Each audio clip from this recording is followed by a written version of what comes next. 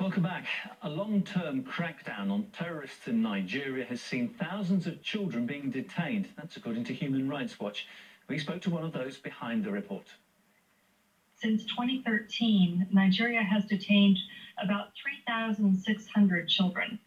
And in June, Human Rights Watch went to the northeast of Nigeria, where Boko Haram is most active, and we interviewed more than 30 children who had been detained. The vast majority of these children were never charged with a crime. In fact, they were never taken to court. They never had the opportunity to see a judge. The children were denied contact with their families and held in horrible conditions. They described so little space that they couldn't turn over at night. They were, piled one next to the other. They described it like being razor blades in a pack. Many of them said they began losing hope that they would ever be released. Some felt that they would die in detention. Children as young as 5 were reportedly held in overcrowded facilities, spending months, even years there.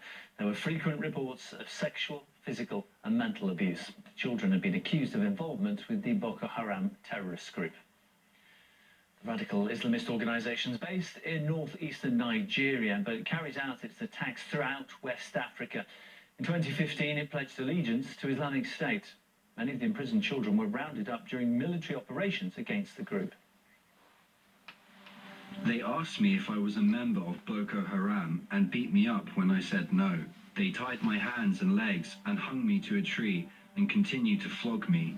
They flogged me and left me tied to the tree from morning till evening. One person from my village was killed during the interrogation.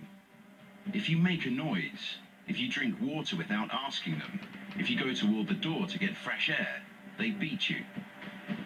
The soldiers had girlfriends. One of the girls from our village was a girlfriend of a soldier. He would usually take her out of the compound. Some ladies got pregnant in the cell and delivered while I was there. More than 2,000 children have been released from detention since 2013. But Joe Becker again believes more effort should be made to free those still being held without charge. Nobody knows the current number of children who may still be in military custody. Nigerian authorities do not allow the United Nations or independent organizations like Human Rights Watch to access the military detention centers. But what Human Rights Watch is calling for is that Nigerian authorities release any remaining children in military detention and transfer them to civilian child protection authorities so that they can receive rehabilitation, help reunifying with their families, and reintegrating into their communities.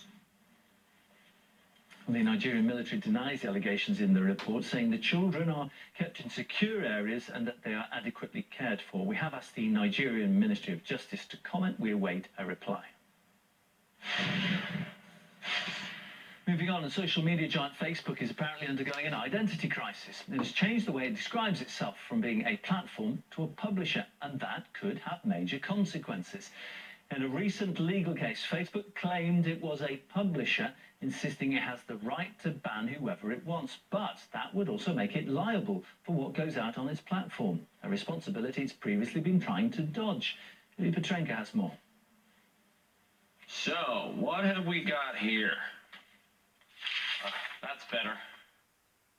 Plaintiff, ultra-right web activist Laura Loomer, who was taken off pretty much all major online platforms.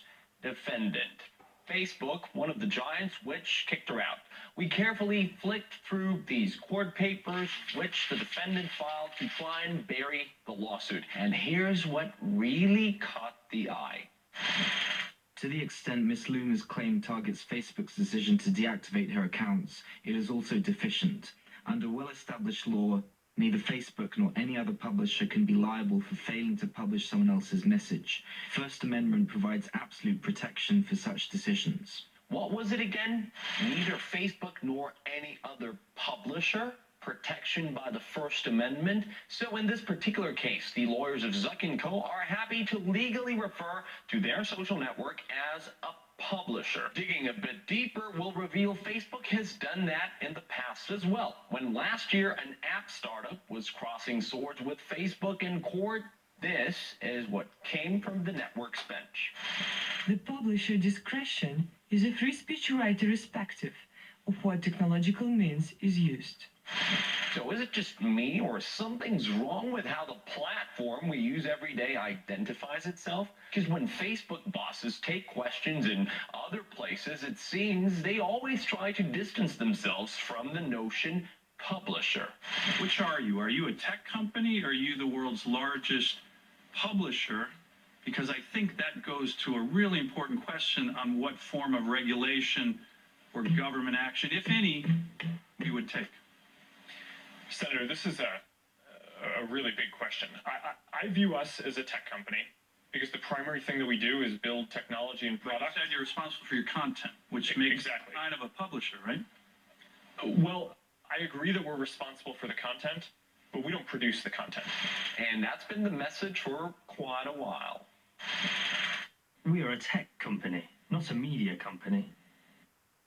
I don't think we have to be the publisher, and we definitely don't want to be the arbiter of the truth. Now, just imagine what kind of legal trouble the tech giant may put itself in if it becomes universally recognized the company Mr. Zuckerberg is running is a publisher, not just a tech platform. Are they really ready to be responsible for anything disturbing or outright criminal that gets posted under the blue logo?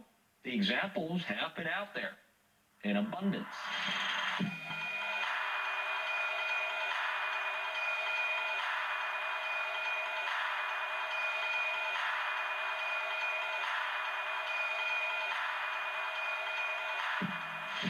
Or what if simply someone decides to lie and bully me with all kinds of offensive stuff right on Facebook? Should I then also file a defamation suit against the network because they, as a publisher, allowed it? It's well known you can't have a cake and eat it at the same time. Well, probably unless your last name is Zuckerberg. We have asked Facebook to respond to this story. So far, they have not commented. And finally, this hour, large-scale military drills called Center 2019 were conducted